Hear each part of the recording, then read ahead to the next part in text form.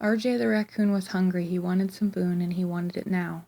RJ knew where to find some food, even if it belonged to a mean, sleeping bear. RJ crept into the bear's cave and quietly loaded a pile of food into a wagon. It would have been a clean getaway, but RJ couldn't resist sampling some chips from his haul. The can opened with a pop and a hiss. Vincent the bear opened a yellow eye. RJ panicked. The wagon full of food rolled down the hill and was hit by a truck. "I'm waking up again in 1 week," Vincent growled, "and all my stuff had better be right back where it was." The next morning, one woodland family woke up to the first day of spring. "Only 270 days left until winter," Vern the turtle warned as everyone ran off to look for food. Hammy the squirrel couldn't find any food. He found something very tall and very green, stretching as far as he could see. He showed it to the other animals. They were scared, very scared. Finally, Vern worked up his courage and pushed through the thing to the other side. Vern entered a strange new world. 100 houses stood where the woods had been.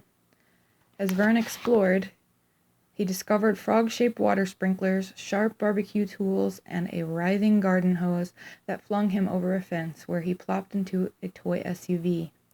He careened down a driveway and straight into the path of a life-size SUV. "Ah!" Vern howled as he shot under the huge car. Bam! He hit a mailbox, landing in the street next to a hockey puck. Thwap! A roller-skating human slapshot Vern back into the forest.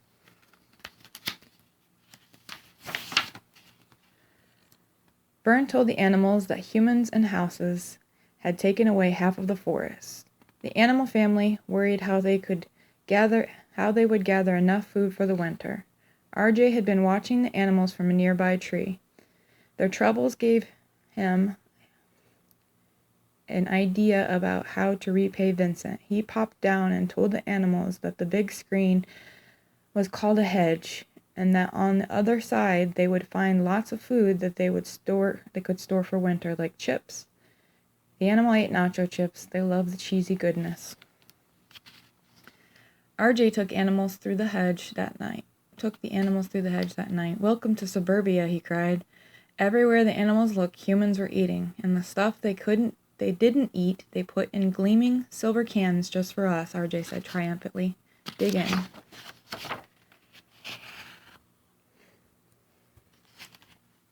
Suddenly, a huge cat came out of a house and took one look at the animals and let out a blood-curdling meow. Then a human, Gladys, burst out, waving a broom. "Get out of here," she screamed, swinging wildly. The animals ran back through the hedge, breathless and terrified. "We want nothing to do with anything that's over that hedge," Vern insisted. But RJ had only 1 week to get enough food to pay back Vincent. He had a new plan. He needed Hammy's help. The very next day, RJ lured Hammy over the hedge. "I want my cookies," Hammy screeched. He jumped up and down in front of the two trail guide gals who had been peacefully delivering cookies until this crazy animal appeared. They watched in horror as Hammy ran around in circles like a maniac trying to scare them. Finally, the girls bashed Hammy over the head with their manual. Hammy was in big trouble until Vern came to his rescue. But RJ looked like a hero when he returned to the forest with a big wagon full of cookies.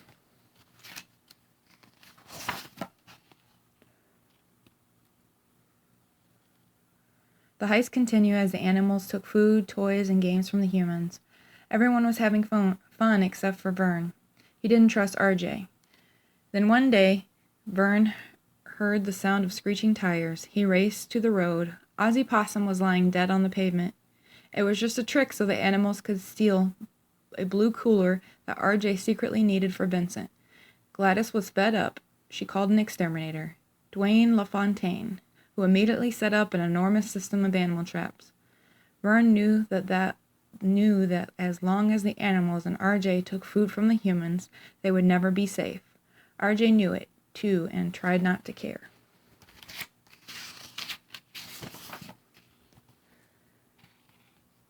Vern decided the only way to protect his family was to return the food to the people.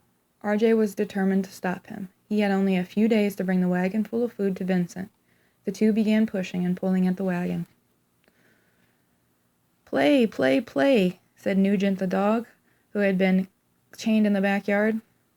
He chased them and the wagon all over the neighborhood. Finally, the wagon snagged on a gas canister that exploded and sent the wagon, Vern, and RJ rocketing skyward. It crash-landed, destroying everything.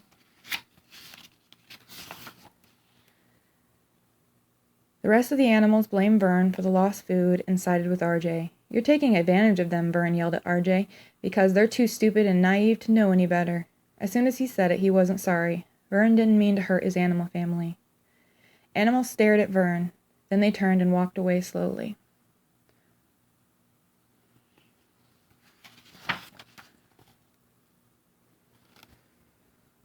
Vern finally admitted it. He was jealous of RJ and how quickly RJ became family's leader.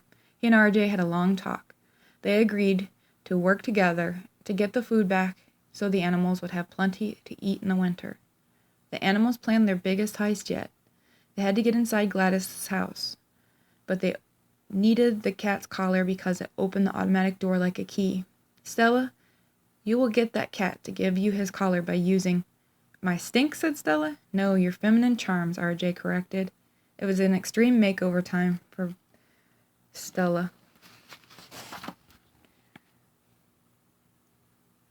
Tiger found Stella so charming that getting his collar was easy. She distracted him while the animals snuck through the pet door into Gladys's house. Inside, they moved fast. The wagon soon filled up, and they were ready to scram. Then RJ saw a can of Vincent's favorite potato chips on a high shelf. He knew he couldn't leave without it. "We have enough food," Vern insisted.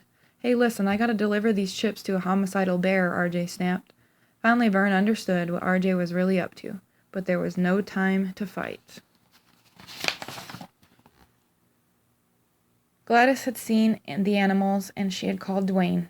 Captured in a net and thrown into the back of Dwayne's truck, the terrified animals awaited their fate. All except RJ. He had gotten away with the wagon load of food. Not everyone knew he wanted it all for himself from the very start. RJ quickly delivered the food to Vincent. "I stopped to watch the show," growled the bear. RJ looked down the hill and saw that his friends were in trouble. He knew what he had to do. RJ grabbed the wagon and rode it down the hill, crash-landing into the truck.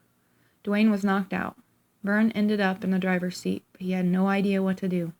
Luckily, the Porcupine kids took over the steering wheel. It was just like one of their new video games. Vincent chased after RJ and landed on the truck. "Ah!" the animal screamed as the truck swerved wildly, flew to the air, and crashed into Gladys's house like a meteorite. Dwayne and Gladys chased the animals into the hedge.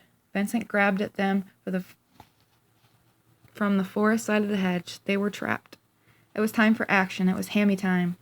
Hammy was speeding like a blur across the yard, pushed the animal's trap on button, and bolted past the motion sensors back to the hedge. Seconds later, Vincent lunged at RJ, crashed through the hedge, and landed in Gladys's backyard. Before anyone could react, the trap exploded, leaving Vincent, Gladys, and Dwayne caught in a smoking cage. Back in the forest, animals were celebrating. RJ watched them. "Hey, RJ," Vern said, "if you had told us that you owed food to a bear, we would have just given it to you. That's what families do." "This whole family is very confusing," RJ said. "Want to be a part of it?" Vern asked with a smile. RJ definitely did. It was time for a group hug.